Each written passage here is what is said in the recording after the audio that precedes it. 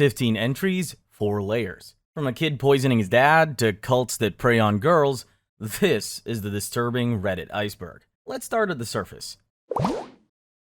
Tier 1. Please help. There's this place on Reddit called Illegal Advice, meant for, well, legal advice. Useful stuff, really. That's where we meet the 14-year-old user, Forward Jeweler 9336. A kid who thought a glass of bleach mixed with pink lemonade was the solution to his problems. So, what's the deal? The kid was fed up with his dad. Instead of talking it out or maybe, I don't know, getting a phone plan for some therapy apps, he thought it'd be easier to just take dad out of the equation altogether. He mixes bleach into the lemonade, stirs it, adds ice, and hands it to his dad, who starts drinking it without suspecting a thing. For the next few hours, Forward Jeweler 9336 waited. Hours pass. No convulsions, no foaming at the mouth, just a sore throat. The kid panics, posts the whole situation online, and Reddit users, being Reddit users, spend more time telling him to get ready for jail than helping. In the end, the dad gets a mild cold and the kid gets a referral to therapy. If you're wondering, no, he didn't get arrested, which is wild, considering that is very much attempted murder. Slugfest. It starts like a relationship post you scroll past on your lunch break. A woman on relationship advice talking about how her partner's been acting strange lately. The partner, 24, started acting strange a month and a half ago, putting fruit in the garden, feeding the mice. Seemed sweet at first. Then he started cooking for her, baking cakes, a new hobby. Except she felt sick after eating. She chalked it up to lack of sleep and, well, hormones. Then one day, a friend of his walks into her workplace and spills the truth. Her partner had been collecting slugs, blending them up and putting them in her food. The friend even had pictures, a slug jar, a blender full of slime, even screenshots. Her reaction? Disgust and confusion, to say the least. She confronts him, obviously, but instead of coming clean and apologizing or something, the guy accuses her of snooping, claims it's a joke. A joke? Blended slugs? But it gets worse. She goes to urgent care. High levels of metaldehyde in her blood, ulcers in her stomach, originally thought to be stress. Now they suspect poisoning, infection, possible heart problems. She contacts the police and gives a statement, but the guy refuses to talk, except to his friend. He eventually admits to what he called experiments, starting months after they moved in together. And what were these experiments, you ask? Well, he swapped her meds with salt, fed her real meat knowing she had IBS, and even spit on her toast. Then came the joke that crossed the line. One of her pet giant African land snails went missing. She assumed it escaped, but no, it didn't. Her dear old boyfriend had scooped it out of its shell, cooked it, and served it to her in curry. He even laughed when she ate it. He even rubbed her toothbrush on the toilet, but then washed it. He thought that was too far. Yeah, cooking her pet is okay, but an unsanitary toothbrush is where he draws the line. He later tells someone he did it because he loves her and wanted to take care of her, as if treating someone like a science experiment is romantic. Eventually, he's diagnosed with antisocial personality disorder, and the woman realizes their entire relationship was a test, not out of love or trust, but of how far he could push someone before they broke. And just when it seems like the worst is over, her doctor shrugs off the poisoning, saying it's fine because she was overweight anyway. As of a few months ago, user smallbean197 was active and doing well, which is more than can be said for the slugs. Mother's love. I'm putting my extremely profoundly disabled 7-year-old into a residential facility so I can forget he exists. I'm not sorry. That's how the post on Reddit's subreddit Confession begins.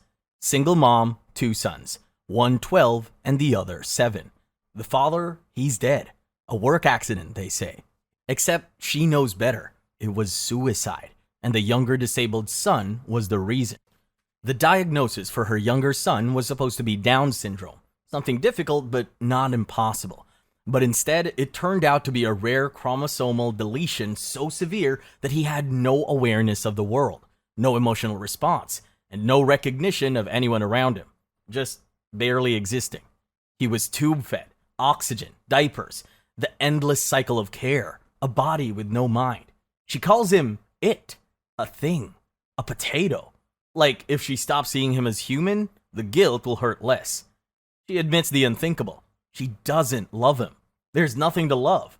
No personality or connection. Just obligation, guilt, and pure resentment. The oldest son suffers. He's neglected, overshadowed. His medical needs are delayed because all resources are poured into the younger son's endless care. And the mother's dreams of law school were abandoned. The breaking point, she hears a scream, runs in, and finds the older son hitting his brother, sobbing, shouting that this thing ruined their lives. And she doesn't stop him. She just watches. That's when she decides he has to go. She arranges for residential care, full-time staff, specialized support, weekends off. She gets silence, maybe peace, maybe not. She posts all of it online, then goes one step further, offers to prove it. Documents, real names, medical files. She doesn't want forgiveness. She wants validation. As if making it real makes it okay. The irony? She's more concerned with proving she's telling the truth than what it means. In her eyes, the boy didn't live. He simply existed. A mistake she would have aborted if she knew he would have ended up like this. I miss home. I'm not from here. Posted to subreddit Paranormal, the story comes from a man who's convinced he's not from this version of reality. Not this city, not this world, not this timeline. And no, he's not joking. Apparently, this has been eating at him for 24 years. Therapists, they're useless. Tell him it's repressed memories or he's straight up crazy. Okay, so backstory, born in San Diego, classic California kid. Divorced parents, natch. Mom was a looker, did some glamour modeling. Dad worked for the city. Sounds almost normal. Almost. Then it happens. September 17th, 1996. He's 6 years old, staying with his grandparents in Riverside. Small farm, the whole 9 yards. Chickens, pigs, suicidal ducks, standard farm stuff. Grandpa warns him about a rattlesnake. Being a bright kid, 6-year-old him decides to go hunting for it. Because what could possibly go wrong? He finds this snake in the well house. He finds it, slams the door, runs to tell Grandpa. And when he comes back, everything is wrong. The furniture's different. The wallpaper's changed. Family photos replaced with strangers. The chicken coop is gone. Even the neighbor's house has changed color. The woman who answers the door has never seen him before. The kid starts bawling, as you might expect. Then it gets worse. The police show up. They can't find his parents. The apartment his mom lived in doesn't exist. No one with his dad's name works for the city. It's like he was wiped off the face of the earth. They tried everything. Fingerprints, questions, ID. Nothing lines up. Some cop lady gives him a stuffed Dalmatian, Sparky, because a stuffed dog is totally going to fix this interdimensional fiasco. He gets shuffled into foster care, and every few weeks, another grieving family shows up, hoping he's their missing kid. He never is. Every visit ends in disappointment for everyone. Years go by. He never finds his parents. He becomes a ward of the state, gets into trouble, ends up in juvie, because why not? The universe already hates him, might as well give it a reason. Now he's telling his story on Reddit, to us, hoping we'll believe him. Maybe? Hoping we can explain it? Doubtful. Hoping to finally exorcise this ghost from his past? Probably. The big question, of course, what's different about the place he came from? He was 6, thought California was its own country, didn't know much, except the president wasn't Bill Clinton. Some guy named Robert something something. The post goes viral. People are all over it, searching for clues, trying to debunk it. He asks people to keep it private, protect his family, which you gotta respect. So what happened? Did this kid stumble into a parallel universe? Did he get abducted by aliens and his memories scrambled? Was it all a dream? A mental breakdown?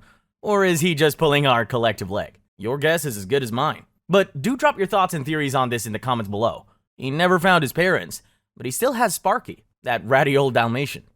Tier 2. Carl Harold. This Carl Harold guy, user Carl H, showed up on Reddit back in 2006. Harmless enough start. Early adopter. Probably thought he was cool. Fast forward a few years, and he's running Carl H programming. Free lessons, helpful advice.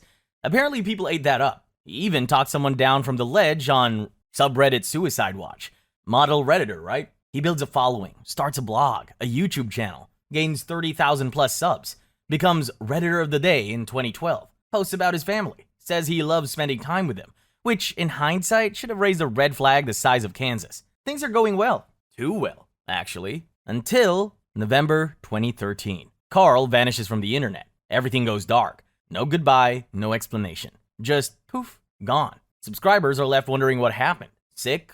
Vacation? The truth was much, much worse. Turns out the FBI gets some disturbing material, featuring a 9-year-old boy, Carl's own son, held captive and tortured. And Carl, he wasn't just taking a break. He was part of it. A severe abuser. He and his partner get arrested. The online community loses its mind. A year later, in November 2014, 30 counts were filed against Harold and his partner. Conspiracy, sodomy, child abuse, the list goes on and on. He soon faces federal charges for CP of his own son. But before he can face a judge, he's found dead in his cell. Suicide by hanging. Yeah, the same guy who talked another Redditor out of committing the unthinkable. Authorities are shocked, his lawyers in disbelief, and the online community mostly relieved. And that should have been the end, but it wasn't. July 2nd, 2016, a post pops up on Carl H. Programming, Carl's personal programming subreddit, and the poster, he claims to be Carl himself, narrating his escape, how he faked his death and is now living in Russia.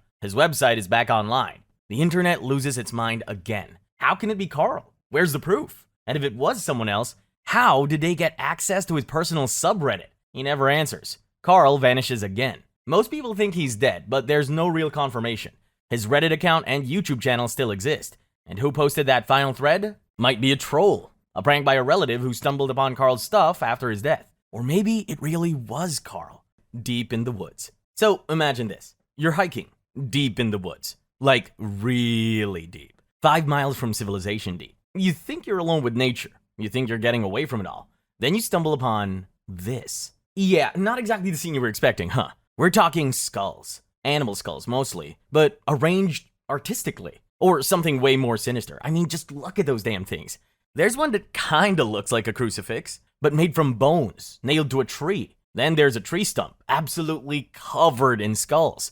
Carved symbols, glory to God scrawled across one. And then there's the energy. You know, that feeling. The one that makes the hair on the back of your neck stand up. The one that tells you very clearly that you're not alone, that something's watching. So this hiker, El Kukui24, finds this thing, snaps some photos, posts them on Reddit, naturally, asks if anyone knows what it is, and the next day, gone, vanished, like it was never there, like you imagined the whole thing, which honestly would be preferable. But unfortunately, he had the photos. Now, what is this thing? Could it just be a bunch of teenagers messing around? Honestly? Maybe some Wiccan group being edgy? Or maybe the background for a photo shoot? Or, and stick with me here, an actual ritual site, a shrine, a summoning point, a warning, maybe a tribute to something they don't want to name. And whoever made it clearly came back, cleaned it up. Or did the thing that the site was meant to attract simply absorb it? Maybe the bones came alive and just walked away. Just messing with you. But honestly, there are better questions to ask, like, why are you 5 miles deep in the woods? Why are you photographing bone sculptures? And why, after seeing this, are you still standing there? And all I know is, if you stumble upon something like this, 5 miles deep in the woods, turn around, walk away, pretend you didn't see it. The office in the middle of nowhere. 12 years ago, a Redditor named Barakai111 is working for this company that sends laborers to farms in rural Australia. Basically, you tell them when you're free, and they ship you off to the middle of nowhere to do whatever needs doing. Hard work, long hours, but decent pay if you get lucky with your crew. This particular job is on a massive property, like the size of Maryland. 9 hours from Sydney, 40 minutes from the nearest town. The middle of, well, nowhere, like I said. He's clearing bushland with 3 other guys, supervised by the farm owner, Jeremy. It's brutally hot that summer. So one day, when the temperature hits 100 degrees Fahrenheit, Jeremy offers to take them to a waterhole 25-minute drive north to cool off. The other guy stays behind. Barakai111 hops in the truck.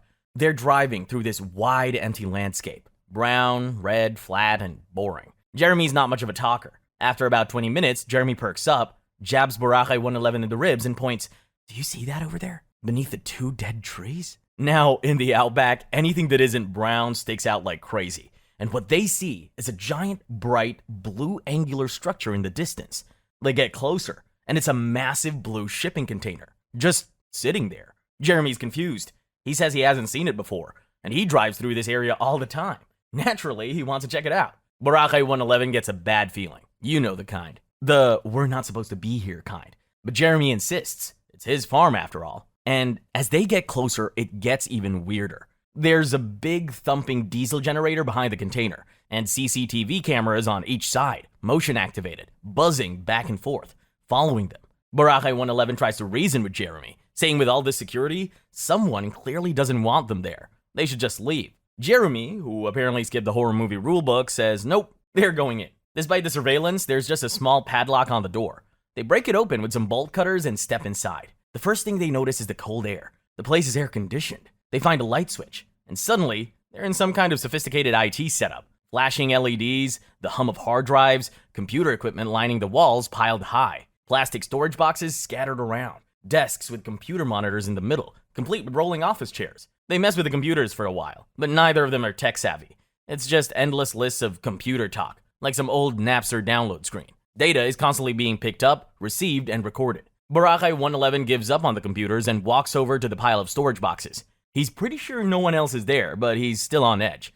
Against his better judgment, he decides to see what's inside. What he finds makes him want to throw up. The boxes are full of posters, DVDs, and photos, all of illegal material involving children. And it's all neatly organized into folders and small boxes. Someone's organized. He runs back to Jeremy, panicked. They immediately drive straight back to the farmhouse and call the police.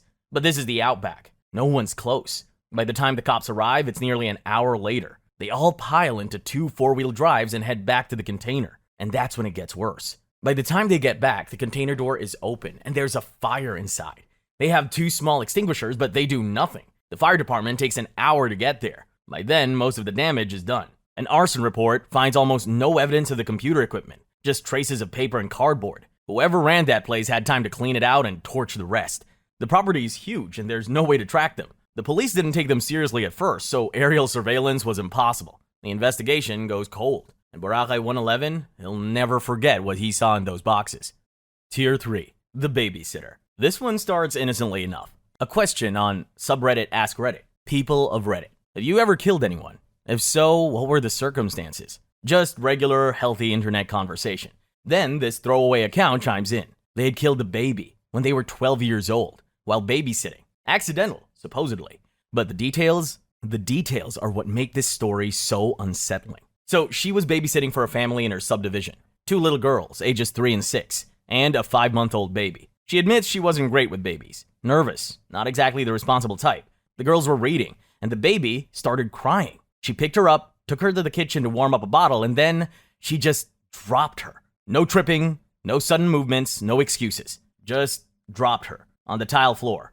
And that was it. The baby was dead, instantly. Here's where it gets really weird. She says she felt calm, like she turned into a robot. She tells the other girls to go to the basement, called her dad, told him what happened. Then she just sat at the kitchen table for 10 minutes, waiting, while a dead baby lay on the floor. Her dad arrived, took the girls to their house.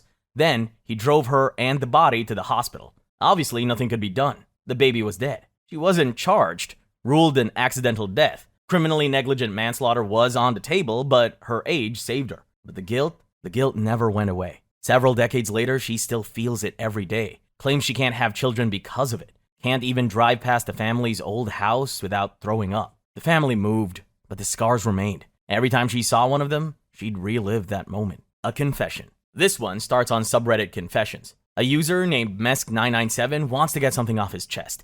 A bad decision he made years ago, but that's Reddit for you. He was a vendor on the dark net. Selling drugs, of course. Why? Too lazy to get a real job. Too lazy to code for a startup. But not too lazy to order fentanyl off the internet and ruin lives. The darknet is basically a secret part of the internet. Illegal stuff happens there. Mostly drug deals, surprisingly enough. He read about the Silk Road. Ross Ulbricht, obsessed over OPSEC. All sorts of dark web stuff. All to start his own online store. Or maybe he just needed to feel like he was smarter than everyone else. The Silk Road was basically Amazon, but for drugs. Ross Ulbricht was the guy who created it. He got caught and went to jail. OPSEC is short for Operation Security. It basically means being careful so you don't get caught doing illegal stuff, which, spoiler alert, didn't work out. He started with ketamine, meth, and some cheap weed. Standard stuff. Made about $25,000 apparently. Had a scam happen too. Not enough to ruin him. A few months in, he found a new connection.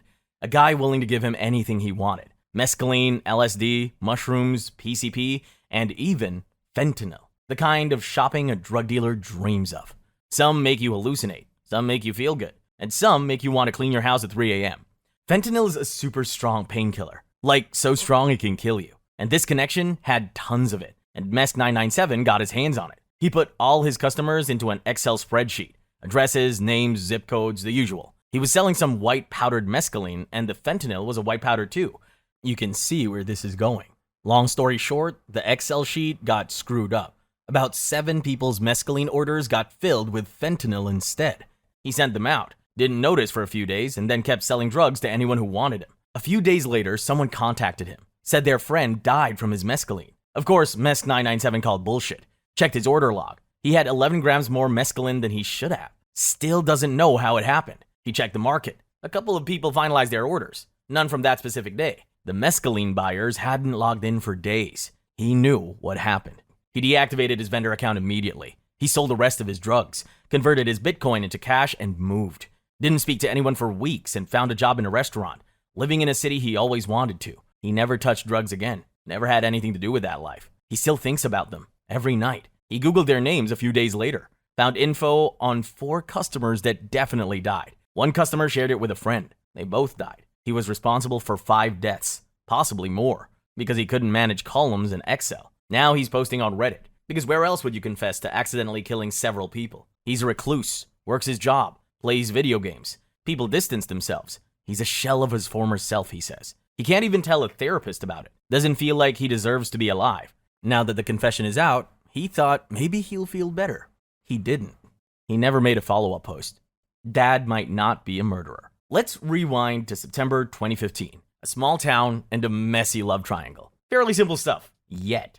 But as the narrator's username suggests, things will take a turn for the worse. We've got the dad, a hunter, kind of down on his luck. His ex, Sherry, who just inherited some serious cash. And then there's Billy, the dad's old buddy. Nerdy guy, somewhat of a weirdo. Things first start to get rather complicated when Sherry starts fooling around with Billy. Dad's bummed, but he kind of just shrugs it off. They all live in the same town, so they run into each other sometimes, which is, as you'd expect, awkward. Thanksgiving rolls around, and Dad's not doing great. Bad back, lost his job, waiting for a lawsuit to pay out. But come December, he's getting back to himself, hanging out with his kid, our narrator, going to shows, just being a dad. Then, one morning, early at around 8 a.m., Dad calls his kid. Sounds great. They laugh, make plans.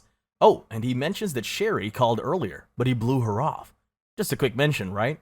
Turns out, that's the key to the whole thing. That night, the phone rings. It's a friend of the family. Dad's dead. That's all they know. Car crash? Heart attack? Then, Dad's brothers and grandmothers show up and the truth is worse than imagined. Sherry's dead too. Murder-suicide. Billy, the old buddy, found the bodies. He's talking to the cops. Cops say murder-suicide. Oh, and they throw in, casually, that the two had apparently gotten intimate right before it happened. The story? Dad killed Sherry. Felt guilty, paced around for a bit, and then shot himself. Except none of it tracks. Dad and Sherry had broken up months ago. He wasn't heartbroken. He didn't know where she lived. He ignored her call that morning. And now he's showing up to her new place, stealing her gun, and having one last hookup before murder-suicide? The narrator's confused, but what can they do? They have a funeral to plan, grieving to do, and have to assume that the police know what they're doing. Days later, the narrator visits Dad's place. Lights are on, TV's still playing, coffee's out, cat hasn't been fed. It looks like someone who planned to come back. Red flag. Then they check Dad's phone. Turns out he did answer Sherry's call, but for just 11 seconds. And then they find these weird texts that definitely weren't written by the father. His grammar was atrocious. And he didn't even know how to text, let alone use T9 in 2015. Red flag number 2. Now everyone starts saying the same thing. Something's off. The kid feels it too, but has no proof. Just a gut feeling. They try to ignore it. Then, 5 years later, someone calls the narrator. Says Billy's been running scams for years. And Sherry? Not the first dead girlfriend he found. In fact, she's number 3. Girlfriend number 1 inherited cash, found dead at the bottom of the stairs. Girlfriend number 2, Sherry, same pattern. Girlfriend number 3, already sick, inherits money, dies under Billy's watch. He finds her body too. Suddenly, all those odd details click. Billy was the only witness. He took photos of the bodies, bragged about them, changed the story every time he told it, and the cops never questioned him because they thought the killer was already dead. The narrator pieces it together.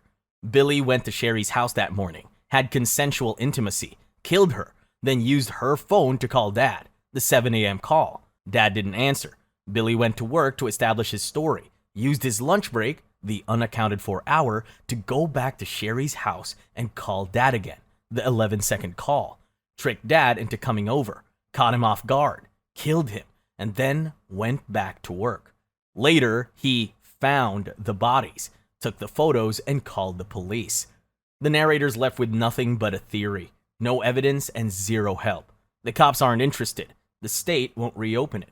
All they want now is to clear their dad's name, but who do you even talk to? The local police? The FBI?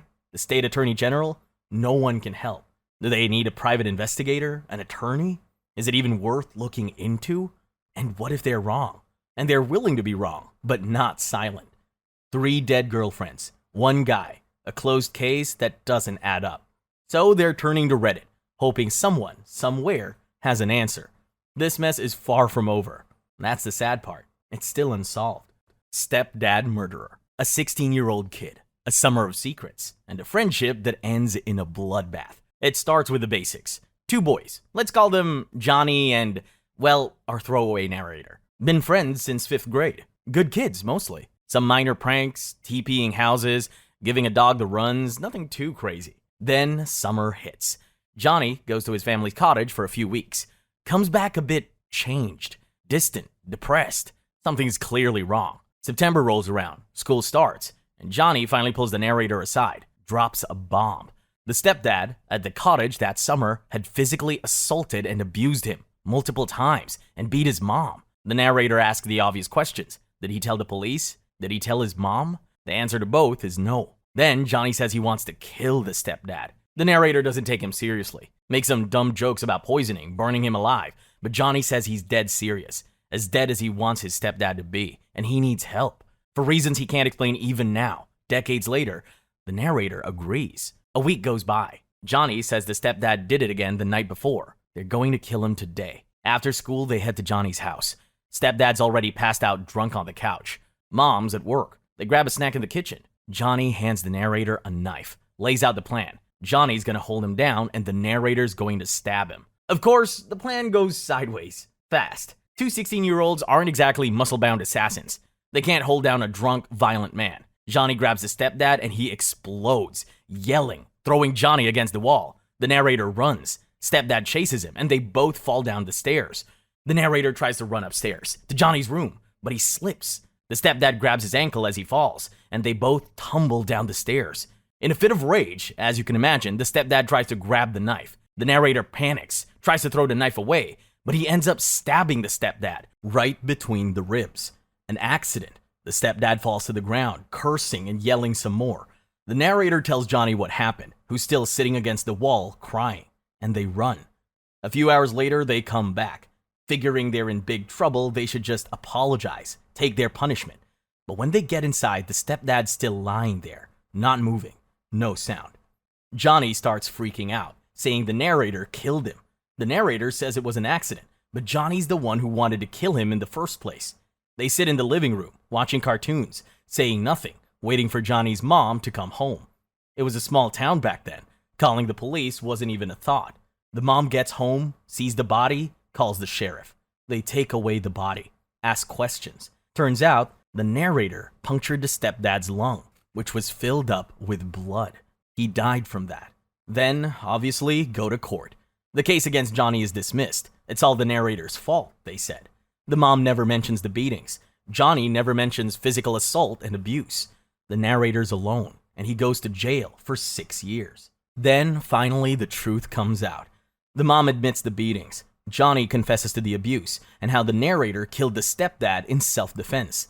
The narrator's released from jail, but by now, it had already cost him 2,192 days. Our narrator moves away from his hometown, ends up in New York, never sees Johnny or his mom again. He's grateful they told the truth, but it took too long, and he can never forgive Johnny for that. Tier 4. Subreddit WatchPeopleDie. It started innocently enough, or as innocent as Reddit can get. Subreddit WatchPeopleDie, a subreddit dedicated to, well, watching people die. Accidents, war footage, suicides, executions, you name it. At first glance, it might sound like shock value stuff, but for a while it operated within Reddit's loose definition of acceptable. Emphasis on loose. People used to share anything and everything they found or filmed. Car crashes, factory mishaps, someone getting too close to a wild animal for a selfie. Natural causes, mostly. But then it got worse, predictably. The subreddit became a dumping ground for the absolute worst of humanity. Cartel snuff films, terrorist propaganda, hours and hours of footage filmed during the abuse, torture, and murder of people, including women and children. The kind of stuff that makes you want to scrub your brain with bleach. But the community loved it. Some people became desensitized, started making jokes about the victims, making memes on them, glorifying terrorists. Others turned into bloodthirsty ghouls, demanding more and more graphic content. Some even started digging up personal info about victims' families. Reddit, despite its supposed commitment to free speech, has rules against encouraging violence. But the subreddit WatchPeopleDie claimed to be a neutral platform, a place for observing the reality of death, unbiased. For a while, Reddit let it slide. The subreddit grew, millions of followers, all united by their shared morbid curiosity, or something worse. Then came the Christchurch mosque shootings. March 15, 2019, Brenton Tarrant, an Australian white supremacist, decided to open fire on 2 mosques in Christchurch, New Zealand. He live-streamed the whole thing. The video was, unsurprisingly, incredibly graphic and disturbing. It showed the shooter murdering dozens of innocent people in cold blood, including children and the elderly. It also triggered a bunch of copycats, which was exactly what the original goon was aiming for. The video went viral. Subreddit WatchPeopleDie, of course, was all over it. Reddit finally acted. The subreddit was banned, along with several other communities that violated Reddit's content policies. Supposedly, but the internet is like a hydra. Cut off one head, 2 more grow back and share the video of it. Subreddit WatchPeopleDie didn't disappear. It just went underground, migrated to other platforms, reappeared on Reddit under slightly different names. Its members continued to share and consume graphic content with even less moderation than before. The admins made their own website after being banned. Now it is free from any corporate overlords or any laws. It can continue to live on and share the absolute worst of things a human being could watch or experience for years to come. And people keep watching. Some claim it's about confronting mortality, understanding the consequences of reckless behavior, looking death in the eye and accepting it, or finding a sense of community with others who share their morbid curiosity. Maybe. Or maybe they just enjoy watching people die. Kuro. Our entry point is a guy, just some random dude on Reddit called Royal Quantity 721. We'll just call him Royal for short. He was on Teen Chat. Yes, Teen Chat, a site where teenagers hang out. He wasn't there to make friends, he was there to troll, to find the cringe, the easily mockable, and well, mock them. But while he's going about his usual trolling, he stumbles upon something more than mere cringe. It's a Discord link. He clicks it, expecting the usual garbage. What he finds is something else entirely. Something that would change him forever. The Discord server is run by a guy calling himself Kuro. Real name, Aditya Mishra. 22 years old. And his server, it's full of underage girls. More specifically, it's full of pictures of underage girls. Bloody pictures, abused pictures. Kuro isn't just posting these pictures, he's boasting about them, leaving snarky comments, listing the girls' contacts, posting screenshots of his conversations with them, where he's clearly grooming them. He actually thought that forcing these vulnerable girls to say yes somehow counts as consent. Royal realizes he's looking at actual, real-life child exploitation. Now this guy, Royal, he's no saint. He's a troll. But he's not this kind of monster. He's shaken, obviously. Visits a therapist twice. Reports it all to the FBI and CyberTip. He's done his part, right? Wrong. Days turn into weeks. Nothing happens. The FBI doesn't follow up. Kuro keeps doing what he's doing. So Royal decides to take matters into his own hands. He starts contacting the girls. And this is where it gets complicated. These girls are victims, but they're also vulnerable. They've been manipulated. Some of them don't even realize they're being exploited, but a few do. They give Royal screenshots, logs, usernames. He starts building a network, a Discord server with friends, predator catchers, and as many of the victims as he can reach. They're organizing, documenting, trying to understand what they're dealing with. They learn that Kuro is Indian, has a thick accent, and primarily targets white and Asian girls. He's part of some neo-Nazi minor abuse cult called Harm Nation. So this guy isn't just a creep. He's a product of a much larger, much more sinister ecosystem. When Royal tries to expose him, Reddit bans him. News outlets don't respond. Even the victims, some still loyal to Kuro, leak Royal's personal info. Kuro posts Royal's number, then deletes it. Just a taste of what he's capable of. The victims are terrified. Many have terrible relationships with their parents. Some are afraid of being arrested for spreading CP. They don't want their lives ruined. They don't want their families to find out. So, yeah, they stay quiet. 2 of these girls live in the US. Kuro makes them do his dirty work. Extortion, spying, recruiting new victims. Kuro, feeling untouchable, apologizes after fearing he might be exposed and says he'll stop hurting girls. Then takes a U-turn and takes back his apology. Says these women deserve to have their privacy violated. He shows off his face, uses his real name, knowing he's untouchable in India. He's still out there, lurking teen chat, Instagram, Discord self-harm servers, and Twitter, finding vulnerable girls, extorting them, threatening to harm them, exposing their deepest, darkest secrets, getting them to carve his name into their skin, write him letters using their own blood as ink, and then he sells their bodies online. And the police, UK, South Korea, USA, Russia, India, all useless. No jurisdiction or unwilling to act. Royal has had enough. He's burned out, exhausted, and frankly, scared. He gives up. It's taking too much of a toll. But he can't shake the feeling that this maniac is still out there. Kuro has probably forgotten about the guy, so he's 99% sure he's safe. But what about the girls? Kuro knows their contacts, their schools, their locations. Royal feels like he's leaving these girls behind. Kuro's been known to travel to Europe. Most of his victims are white girls. He said he's going to Scandinavia in November. Is he going after girls he thinks snitched on him? Meeting up with his followers? This is the part where you're supposed to hear the resolution, but there isn't one. Kuro's still online, still hunting. Jason in Hell. This story kicks off in subreddit relationship advice. A guy, Jason in Hell, posts about his wife cheating on him with their 51-year-old neighbor, a year after he found out. Jason's the classic, typical overworked husband. He works 60-plus hour weeks, but then his wife suddenly passwords her phone. Suspicious, she says it's to hide a Father's Day surprise she'd been planning for him. And the surprise? A home office, being built by the neighbor. Yeah, the same neighbor.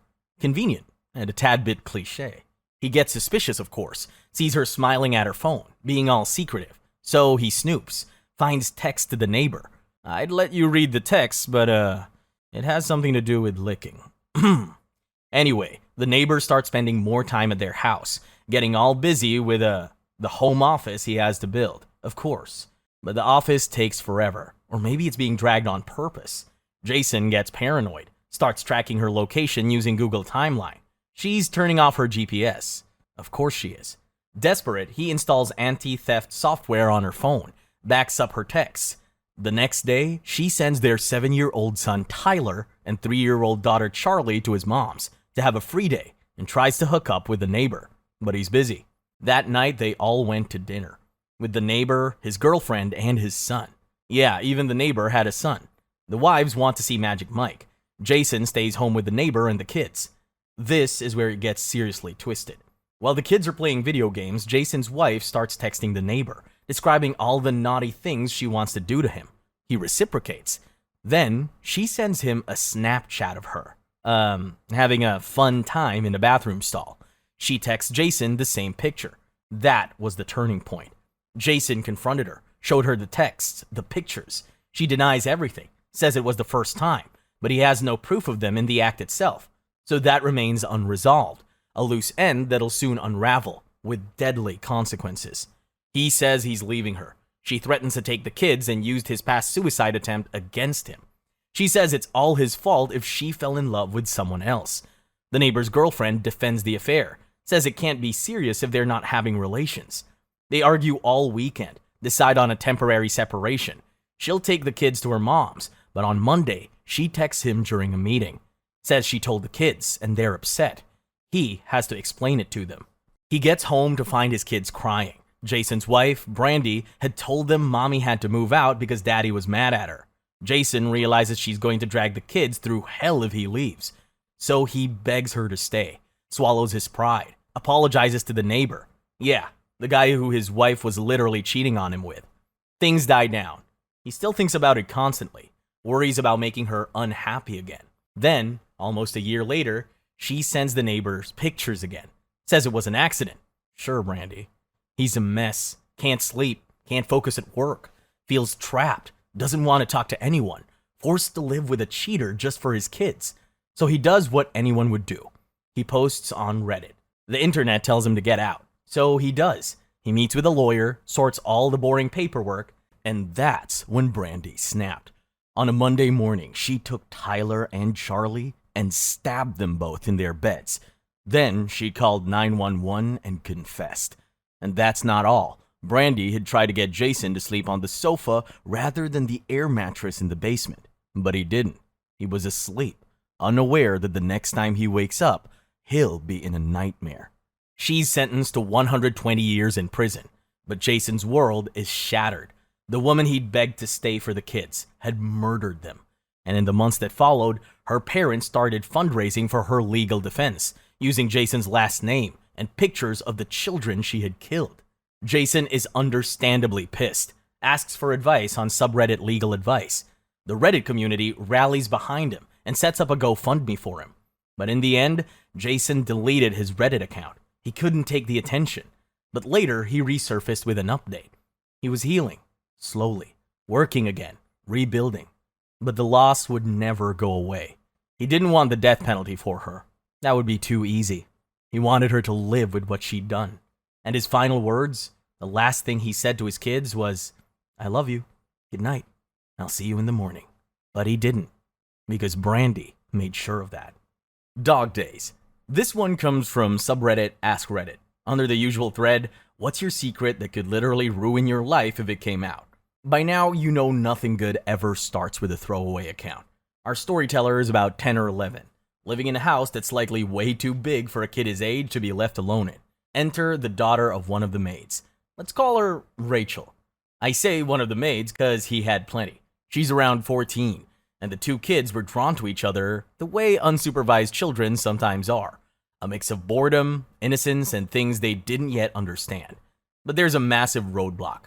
Mom's strict rules. They flirted, not the cute kind, the inappropriate touching kind. The narrator loved animals, spent most of his time with the family's German shepherds, watching them play, fight, lick, and, mount, because that's what dogs do.